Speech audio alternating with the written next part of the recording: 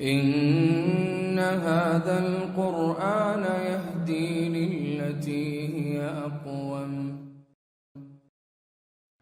إن الحمد لله نحمده ونستعينه ونستغفره ونعوذ بالله من شرور أنفسنا ومن سيئات أعمالنا، من يهده الله فلا مضل له ومن يضلل فلا هادي له، وأشهد أن لا إله إلا الله وحده لا شريك له، وأشهد أن محمدا عبده ورسوله صلى الله عليه وسلم. أما بعد، اللهم انفعنا بما علمتنا وعلمنا ما ينفعنا وزدنا علما.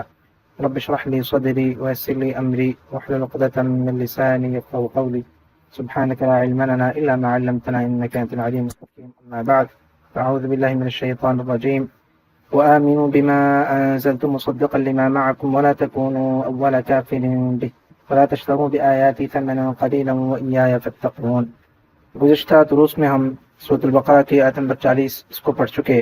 اب اگلی آیت نمبر 41 میں اللہ تعالیٰ فرماتے ہیں وآمنوا بما أنزلت مصدقا لما معكم، اور تم ایمان لاؤ اس چیز کے ساتھ جو اس کو میں نے نازل کیا، مصدقا لما معكم جو تمہارے ساتھ ہے اس کی تصدیق کرنے والی ہے، ولا تکونوا اول کافر به، اور تم نہ بنو اس کے ساتھ پہلے کفر کرنے والے، پہلے انکار کرنے والے. ولا تشتروا بآیاتی ثمنا قلیلا، اور میری آیات کے بدلے تھوڑا دام یا تھوڑی قیمت نہ خریدو. وإیایا فاتقون، اور صرف مجھی سے پس تم صرف میرا ہی تقوی اختیار کرو. پچھلی آیت کریمہ میں اللہ تعالیٰ نے بنی اسرائیل کو یہ کہا کہ تم میری نعمتوں کو یاد کرو اور میرے عہد کو پورا کرو. اب اس آیت میں مزید آگے انہی سے خطاب کیا جا رہا ہے. تو اس آیت کا پچھلی آیت سے جو ربط ہے، جو سلسلہ کلام ہے، وہ بہت واضح ہے کہ اسی کی پچھلی آیت ہی کی کنٹینیوشن ہے، اسی کی آگے بات چل رہی ہے. اور ایک اور بات کہ پچھلی آیت میں اس بات کا حکم تھا کہ تم میرے عہد کو پورا کرو. اب عہد کو پورا کرنا، اس میں بہت ساری چیزیں آ جاتی ہیں، اس کی تفصیل ہم بیان کر چکے. اب اس عہد میں سے جو سب سے اہم چیز ہے وہ کیا ہے؟ وہ ایمان لانا ہے. اس کو اس آیت میں مزید اجاگر کر کے اس کی اہمیت کو واضح کرنے کے لیے الگ سے اس کا تذکرہ کیا گیا. اس آیت کے اختصار سے جو الفاظ ہیں ان کے معنی کو دیکھتے ہیں اور پھر بات کو آگے بڑھاتے ہیں. فرمایا وآمنوا، اور آمنو تم ایمان لاؤ. آمنو جمع کا صیغہ ہے، فعل امر کا صیغہ ہے. آمنو تم سب ایمان لاؤ. بما، یہ جو با آتا ہے اس کا معنی ساتھ کیا آتا ہے، ساتھ. اور ما جو، تو اس چیز کے ساتھ جو. انزل تو میں نے نازل کیا، فعل ماضی کا صیغہ ہے. تو تم سب ایمان لاؤ اس چیز کے ساتھ جس کو میں نے نازل کیا.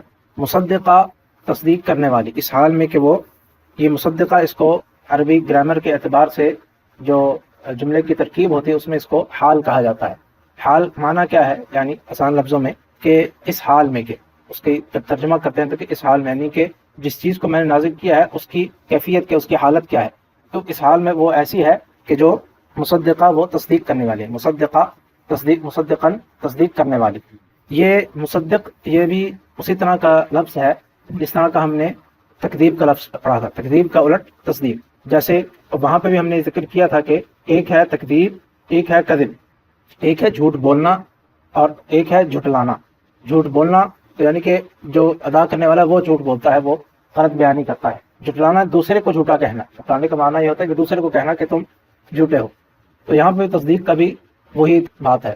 سچ بولنا، صدقہ اس نے سچ بولا مثال کے طور کہا جاتا ہے. اور مصدق یعنی اس کی تصدیق کرنے والا، دوسرے کو سچا کہنے والا. تو یہ اسی طرح کا لفظ ہے. اور یہ اس کو عربی گرامر میں مصدر کہتے ہیں. اس کا یہ جو صیغہ ہے مصدر کا صیغہ ہے، مصدق تصدیق کرنے والا. لما، اس چیز کے ساتھ. لی ساتھ، اور ما جو. لما معکم تمہارے ساتھ، معکم تمہارے ساتھ. مع، اور یہ معکم بھی اصل میں دو حروف کو جوڑ کر ہے، مع ساتھ اور کم تمہارے. تو معکم تمہارے ساتھ. مصدقا لما معکم جو اس کی تصدیق کرنے والا ہے جو تمہارے ساتھ ہے. اس کے بعد اگلا لفظ ہے ولا، اور نہیں. تکونو، یہ فعل مضارع کا صیغہ ہے کانا سے، اور یہ بہت دفعہ یہ لفظ گزر چکا ہے، یہ فعل گزر چکا ہے. تکونو تم ہو جاؤ یا بنو. ولا تکونو اولا، پہلا. اولا یہ لفظ ہے، اس کا معنی ہے پہلا. اول اردو میں بھی ہم استعمال کرتے ہیں اول آخر، تو یہ وہی لفظ ہے، اول پہلا. کافر اس میں فاعل کا صیغہ ہے، بہت واضح. کافر کفر کرنے والا، کافر کفر کرنے والے کو یا انکار کرنے والے کو. اور اس کے معنی بھی ہم تفصیل سے پہلے ایک سے زیادہ دفعہ بیان کر چکے ہیں کہ کفر کے معنی کیا ہوتے ہیں۔ تو اولا کافر، پہلا کفر کرنے والا، بھی اس کے ساتھ، کس کے ساتھ؟ جس کو ہم نے نازل کیا، جو پیچھے، تو یہ جو اس میں بھی جو ضمیر ہے کس چیز کی طرف اشارہ کرے؟ بھی اس کے ساتھ، اس کیا ہے؟ جس کو ہم نے نازل کیا، تو اس چیز کے ساتھ جس کو ہم نے نازل کیا تم اس کے ساتھ پہلے کفر کرنے والے نہ بنو۔ پھر اگلا لفظ ہے ولا، اور نہیں، تشترو، تم خریدو، تم خریدو یا بیچو۔ یہ اشترا اور یشتری یہ پہلے بھی گزر چکا ہے اسی صورت کی ابتدا میں کہ یہ خریدنے اور بیچنے دونوں کے معنی میں استعمال ہوتا ہے۔ شرا اور اشترا دونوں بعض دفعہ سیاق کلام میں بیچنے کے معنی میں استعمال ہوتا ہے، بعض دفعہ خریدنے کے معنی میں استعمال ہوتا ہے، لیکن زیادہ استعمال اس کا خریدنے کے معنی میں ہوتا ہے۔ بیچنے کے لیے باع یبیع وہ صیغہ استعمال ہوتا ہے، وہ فعل استعمال ہوتا ہے۔ اشترا یشتری خریدنے کے لیے زیادہ استعمال ہوتا ہے۔ تو ولا تشترو، اور تم نہ خریدو، بآیاتی، میرے آیات کے ساتھ، بھی پھر وہ ہے با ساتھ کے معنی میں آتا ہے، حرف با ہے، اور آیاتی، آیت کی جمع، اور آیاتی میری آیات، تو میری آیات کے ساتھ یعنی میری آیات کے بدلے، یہاں پہ جو با ہے یہ بدلے کے معنی میں آ رہا ہے۔ ولا تشترو بآیاتی، میری آیات کے بدلے تم نہ خریدو۔ کیا ہے؟ ثمنن، کیا چیز نہ خریدو؟ یہ ثمنن یہ یہاں پہ غالباً مفعول کے معنی میں آ رہا ہے کہ کس چیز کو خریدو؟ میری آیات کے بدلے میں کیا خریدا ہے؟ ثمنن، ثمنن قلیلا، جو چیز خریدی ہے اس کو بیان کیا جا رہا ہے۔ اس کے بدلے میں کیا حاصل کیا؟ آیات کو بیچ دیا تو اس کے بدلے میں کیا حاصل کیا؟ ثمنن قلیلا۔ ثمن کسی بھی چیز کے معاوضے کو کہتے ہیں، یہ لفظ ثمن اس چیز کے لیے بولا جاتا ہے جو معاوضے میں آپ نے حاصل کی۔ کسی چیز کو آپ نے بیچا یا خریدا تو اس کے بدلے میں جو آپ کو معاوضے میں ملا اس کو ثمن کہا جاتا ہے، جو قیمت، جس کو ہم آسان لفظ میں قیمت کہہ لیجیے، یا اس کے جو دام وغیرہ ہیں وہ کہہ لیجیے۔ قلیلاً، بہت تھوڑا، قلیلاً کا معنی بہت تھوڑا۔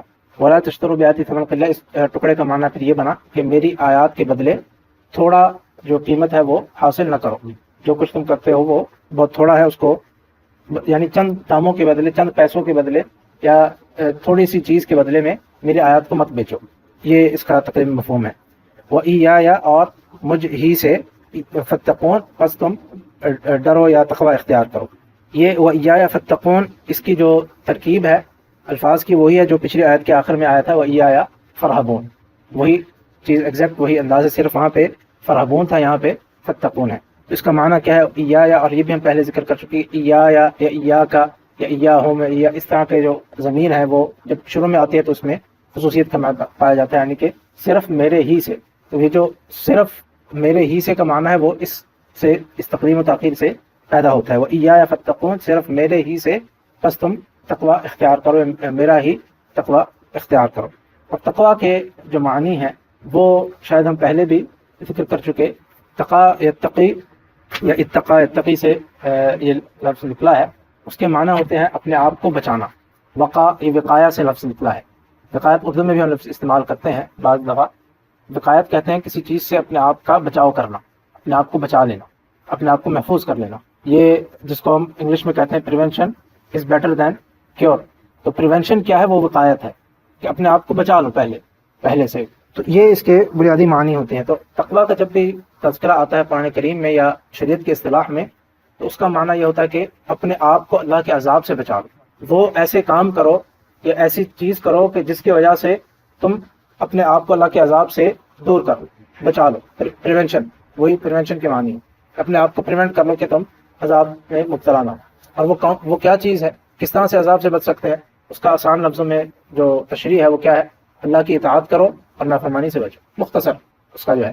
اور اس کی ایک آپ نے اکثر سنی ہوگی، بچپن سے ہم سنتے آ رہے ہیں کہ کسی صحابی سے جب پوچھا گیا کہ تقویٰ کیا ہے تو کیا تم کبھی ایسے راستے سے گزرے ہو کہ جہاں پہ دونوں طرف جو ہیں وہ جھاڑیاں وغیرہ ہیں، کانٹے ہیں اور اس طرح کی چیزیں ہیں، جنگل میں سے تم گزر رہے، درمیان میں سے راستہ ہے؟ تو کہا کہ ہاں ہم گزرے ہیں۔ کہا کہ کیسے گزرتے ہو؟ کہتے کہ میں اپنے آپ کو سمیٹ کے، اپنے کپڑوں کو، اپنے جسم کو سمیٹ کے بچ کے اس راستے میں سے جاتا ہوں، کہیں کے جو ارد گرد جو کانٹے ہیں اور جو جھاڑیاں وغیرہ ہیں، جو درخت وغیرہ ہیں، ان سے مجھے کوئی تکلیف نہ پہنچے۔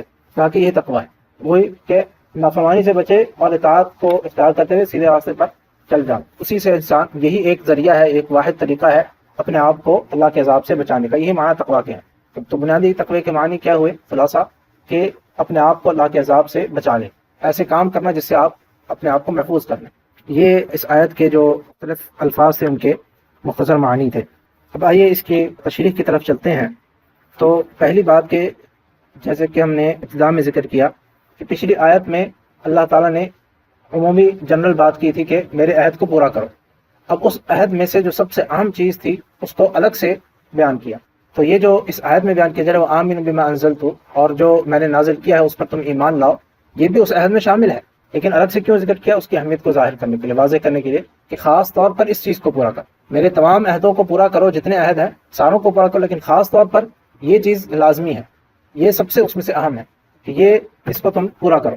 وآمنوا بما انزلت، اور تم ایمان لاؤ اس چیز کو کے ساتھ جس کو میں نے نازل کیا۔ تو نازل کیا سے مراد کیا ہے؟ وہی یہ قرآن ہے، یہی اللہ کا کلام ہے۔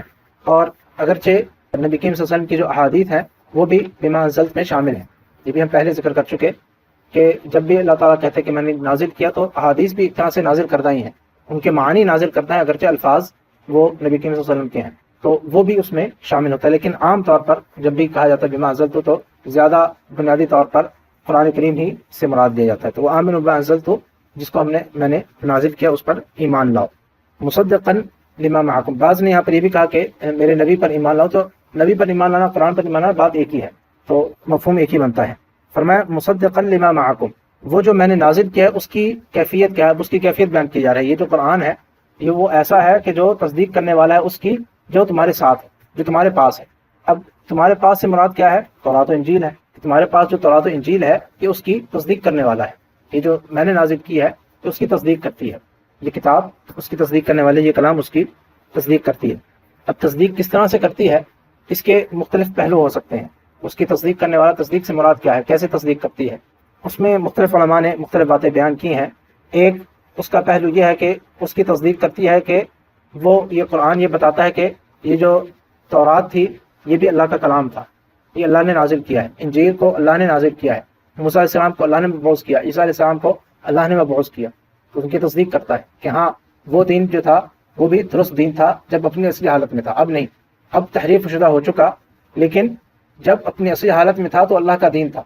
یہ اس کی تصدیق کرتا ہے کہ ہاں جو تمہارے پاس دین آیا تھا وہ بھی سچا دین تھا، وہ بھی میرا ہی نازل کردہ دین تھا۔ ایک تصدیق کا پہلو یہ ہے۔ دوسرا پہلو کہ اس کی تصدیق کرتا ہے یعنی کہ اس قرآن میں جو باتیں ہیں وہی اسی سے ملتی جلتی باتیں وہاں پر بھی ہیں، تو اس کی تصدیق کرتا ہے۔ وہاں پہ بھی توحید کا حکم ہے، یہاں پہ توحید کا حکم ہے، وہاں پہ بھی نیکیوں کا کرنے کا حکم ہے، اللہ کی اطاعت کا فرمانبرداری کا حکم ہے، یہاں پر بھی یہی ہے۔ اللہ وہاں پہ بھی اللہ کی نافرمانی سے بچنے کے کا حکم ہے، یہاں پر بھی وہی چیز ہے۔ وہاں پر بھی جو بنیادی احکامات ہیں کہ برائیوں سے بچیں، فحاشی سے بچیں، اور اللہ کی اطاعت کو اختیار کریں، عدل انصاف کو قائم کریں، جھوٹ نہ بولیں، والدین کے ساتھ اچھا سلوک کریں، لوگوں کے ساتھ کسی پر ظلم نہ کریں، یہ سارے جو بنیادی چیزیں ہیں یہ تو تمام ادیان میں برابر ہے، اس میں کوئی فرق نہیں ہے۔ بنیادی جو عقائد ہے، اللہ پر ایمان، فرشتوں پر ایمان، کتابوں پر ایمان، رسولوں پر ایمان، آخرت پر ایمان، جزا و سزا کا جو معاملہ ہے، جنت اور جہنم کا کے اوپر ایمان، یہ سارے بنیادی چیزیں وہاں پر بھی یہی ہیں، یہاں پر بھی یہی ہیں، ان میں کوئی فرق نہیں ہے۔ تو اس لحاظ سے بھی یہ قرآن جو ہے وہ تورات و انجیل کی تصدیق کرتا ہے، اس میں جو کچھ بیان ہوا وہی چیزیں جو مین چیزیں، بنیادی چیزیں ہیں، بیسکس جو ہے وہ ساری سیم ہے، ایک ہی جیسی ہیں۔ اسی طرح جو اس میں جو احکام آئے ان میں کچھ ضرور فرق ہے، لیکن مین احکام، بنیادی احکام وہ بھی برابر ہیں ان میں۔ وہاں پر بھی نماز کا حکم ہے، یہاں پہ بھی نماز کا حکم ہے، وہاں پر بھی زکوٰۃ کا حکم ہے، یہاں پر بھی زکوٰۃ کا حکم ہے، وہاں پہ بھی روزے کا حکم ہے، یہاں پہ بھی روزے کا حکم ہے، وہاں پہ بھی حج کا حکم ہے، یہاں پہ حج کا حکم ہے۔ بنیادی عبادات سب برابر ہیں، ہاں ان کی کیفیت میں فرق ہو سکتا ہے، ان کے اوقات میں فرق ہو سکتا ہے، ان کی تعداد میں فرق ہو سکتا ہے، جیسے نماز ہے، زکوٰۃ ہے، روزہ ہے، اس کی تعداد میں، اس کے اوقات میں، اس کے کیفیت میں، لیکن بنیادی عبادت وہی ہے۔ روزے وہ بھی رکھتے تھے، ان کے پر بھی فرض ہے، ہمارے پر بھی فرض ہے، زکوٰۃ ان پر بھی فرض ہے، ہمارے پر بھی فرض ہے، نماز ان پر بھی فرض ہے، ہمارے پر بھی فرض ہے، حج ان پر بھی فرض ہے، ہمارے پر بھی فرض ہے، بنیادی چیزیں وہ سب برابر ہے۔ تو اس لحاظ سے بھی یہ تصدیق کرتی ہے۔ اسی طرح ایک اور پہلو اس کی تصدیق کرنے کا کہ وہاں پر بھی پچھلی امتوں کے واقعات ہیں، اس میں بھی وہی واقعات ہیں۔ آدم علیہ السلام کا واقعہ وہاں پر بھی آتا ہے، یہاں پر بھی آتا ہے۔ اسی طرح آدم علیہ السلام کے بعد نوح علیہ السلام، ہود علیہ السلام، صالح علیہ السلام، شعیب علیہ السلام، ان کے اور اس طرح دیگر جو انبیاء آئے ان کے واقعات وہاں پر بھی ہیں، یہاں پر بھی ہیں۔ تو یہ بھی تصدیق کرنے والا ہے کہ وہی باتیں یہاں پر، بلکہ بہت ساری باتیں اللہ تعالیٰ نے قرآن کریم میں ایسی بیان کی جو وہاں پر بھی نہیں ہیں۔ وہاں پر بھی وہ لوگ بھی قرآن سے اپنی کتابوں کی تصحیح کرتے تھے کہ جو چیزیں وہاں پر مسنگ تھیں وہ یہاں پہ اس میں آ گئیں، اضافی چیزیں یہاں پر آ گئیں، اور جو انہوں نے تحریف کر دی تھی وہ بھی یہاں پر بیان ہوگی کہ اصل میں یہ تھا، انہوں نے تحریف کر کے یہ بنا دیا. تو یہ بھی اس کا تصدیق کرنے کا پہلو کہ بنیادی جو اس میں واقعات اور قصص آئے ہیں پچھلی امتوں کے وہ یہاں پر بھی ہیں. اسی طرح ایک اور پہلو تصدیق کا وہ یہ ہے کہ اس میں بھی نبی کریم صلی اللہ علیہ وسلم کی صفات بیان ہوئی، آخر نبی کا تذکرہ آیا، اور یہاں پر بھی آیا کہ اب یہ وہ نبی ہے اور اس پر یہ نازل ہوا، اور اس قرآن میں بھی ان کا بیان ہوا. اس قرآن میں پھر آیا کہ تمہارے پاس ان کی نشانیاں موجود ہیں، جیسے کہ آگے اسی سورۃ البقرہ میں آئے گا کہ یہ لوگ نبی کریم صلی اللہ علیہ وسلم کو اس طرح پہچانتے ہیں جس طرح اپنے بچے کو پہچانتے ہیں، جس طرح اپنی اولاد کو پہچانتے ہیں. تو یہ بھی تصدیق کا پہلو کہ یہ تصدیق کرتا ہے کہ ہاں جو کچھ تمہارے پاس آیا تھا یہ وہی ہے. اس میں آیا تھا، ان کتابوں میں تورات انجیل میں لکھا تھا کہ نبی اس طرح کا نبی آئے گا، اب وہ یہ نبی آ چکا. اب اس قرآن میں انہیں اس کی تصدیق کر دی. ان کتابوں میں لکھا تھا کہ اس طرح سے ان پر قرآن نازل ہوگا، ان کے اوپر اللہ کی کتاب آئے گی، اب یہ کتاب آ گئی. تو یہ بھی اس کی تصدیق کرتے کہ ہاں جو تمہارے پاس لکھا ہوا تھا کہ ایک آخری نبی آئے گا تو وہ واقعتاً آئے گا، وہ کوئی غلط بات نہیں تھی. اس کی تصدیق کرتا ہے یہی وہ نبی ہے اور یہی وہ کتاب ہے. یہ مختلف پہلوؤں سے اس کی تصدیق کرنے والا ہے. تو آمنوا بما انزلت مصدقا لما معکم، تم ایمان لاؤ اس چیز کے ساتھ جو میں نے نازل کی، اور وہ اس کی تصدیق کرنے والا ہے جو تمہارے ساتھ ہے. پھر فرمایا ولا تکونوا اول کافر بہ، اور تم نہ بنو اس کے ساتھ پہلے کفر کرنے والے. اس کے ساتھ جیسے ہم نے کہا کہ اس کے ساتھ مراد یہ ہے یہی قرآن اور نبی کریم صلی اللہ علیہ وسلم اور ان کی شریعت ہے. تو یہاں پر جو کہا کہ اس کے ساتھ پہلے کفر کرنے والے مت بنو، پہلے کفر کرنے والے سے مراد کیا ہے؟ یہ جیسے کہ ہم نے کہا کہ یہاں پر خطاب کس سے کیا جا رہا ہے؟ اہل کتاب سے کیا جا رہا ہے، اور خاص طور پہ اہل کتاب میں سے بھی خاص طور پر یہودیوں سے. اور یہ سورۃ البقرہ شاید آپ کو یاد ہو کہ ابتدا میں ذکر کیا، سورۃ البقرہ کب نازل ہوئی؟ مدینہ منورہ میں نازل ہوئی. اور یہودی کہاں تھے؟ مدینہ منورہ ہی میں تھے. اس سے پہلے نبی کریم صلی اللہ علیہ وسلم 13 سال مکہ مکرمہ میں گزار چکے. اب مکہ مکرمہ میں جو 13 سال گزارے اس میں جو مشرکین تھے وہ بھی تو کفر کرنے والے تھے، انہوں نے بھی تو انکار کیا، 13 سال وہ انکار کرتے رہے. اب ان کو کہا جا رہا ہے کہ تم پہلے کفر کرنے والے مت بنو. تو یہ پہلا پھر کیسے ہوئے؟ ہم سے پہلے تو بہت سارے ہزاروں کی تعداد میں کفر کر چکے، تو یہ کیوں کہا گیا کہ تم پہلے کفر کرنے والے مت بنو؟ اس کے مختلف پہلو ہیں. ایک تو یہ ہے کہ پہلے کفر کرنے والے اہل کتاب میں سے سب سے پہلے تم کفر کرو گے. اگر تم نے کفر کیا تو تمہاری نسلیں بھی پھر کفر کریں گی. تمہارے پاس یہ نبی آئے ہیں، تمہارے سامنے ہیں، تم ان کو دیکھ رہے ہو، تمہارے سامنے قرآن نازل ہو رہا ہے. تم سب سے پہلے گواہی دینے والے تمہیں ہونا یہ چاہیے کہ تم سب سے پہلے گواہی دو کہ ہاں یہی سچے نبی ہیں، یہی وہ آخری نبی ہے جن کا ہم سے وعدہ کیا گیا تھا، یہی وہ آخری کتاب ہے جس کا ہم سے وعدہ کیا گیا تھا. تو تم نے اگر کفر کیا تو تم اہل کتاب میں سے اپنی قوم میں سے سب سے پہلے کفر کرنے والے بنو گے، اور پھر تمہارے پیچھے ہی تمہاری نسلیں آئیں گی اور وہ بھی اس کے ساتھ کفر کریں گی. سب کا وبال تمہارے اوپر پڑے گا. تو ایک یہ معنی ہے کہ اہل کتاب میں سے سب سے پہلے کفر کرنے والے مت بنو. یا یہ بھی مراد ہو سکتا ہے کہ جو کفار مکہ تھے ان کے پاس کوئی دین نہیں تھا، کوئی علم نہیں تھا، کوئی کتاب نہیں تھی. کفار مکہ بھی جب ان کو کوئی دینی مسئلہ درپیش آتا تو وہ یہود و نصارہ ہی سے رابطہ کرتے تھے کہ تم لوگ اہل کتاب ہو، تم لوگ اپنی کتابوں میں سے دیکھ کے ہمیں بتاؤ. اور اس طرح کے واقعات سیرت میں، تاریخ میں بے شمار ملتے ہیں. کفار مکہ جو تھے وہ اہل کتاب کے، یہودیوں کی، عیسائیوں کی بڑی عزت احترام کرتے کہ تم لوگ علم والے ہو، تم لوگ کتاب والے ہو، تمہارے پاس دین ہے، اللہ کی کتاب ہے جس شکل میں بھی ہے، لیکن تمہارے پاس یہ چیز موجود ہے. انہیں سے وہ لوگ رجوع کرتے تھے. تو وہ تو جاہل تھے، اب تم لوگ تو عالم ہو. تو علماء میں سے، علم رکھنے والوں میں سے سب سے پہلے کافر پھر تم بنو گے اگر تم نے اس پر ایمان نہ لائے. کہ کفار نے تو اس وجہ سے کفر کیا کہ ان کے پاس علم نہیں تھا. تمہارے پاس تو علم ہے، تمہارا تو کفر کرنا بنتا ہی نہیں، بنتا تو کسی کا بھی نہیں. لیکن مقابلتاً اگر کہا جائے کہ وہ تو جاہل ہیں، ان کے پاس تو کسی قسم کا، ان کے پاس وہ نشانیاں نہیں ہیں جو تمہاری کتابوں میں موجود ہیں کہ یہ آخری نبی ہیں، یہ آخری کتاب ہے. تو اس انداز سے کہا گیا کہ ان علم رکھنے والوں میں سے سب سے پہلے کافر تم مت بننا. اسی طرح کچھ اور باتیں بھی اسی حوالے سے کہی گئی ہیں، انشاءاللہ یہیں سے بات کو آگے بڑھائیں گے. آخر دعوانا الحمد للہ رب العالمین.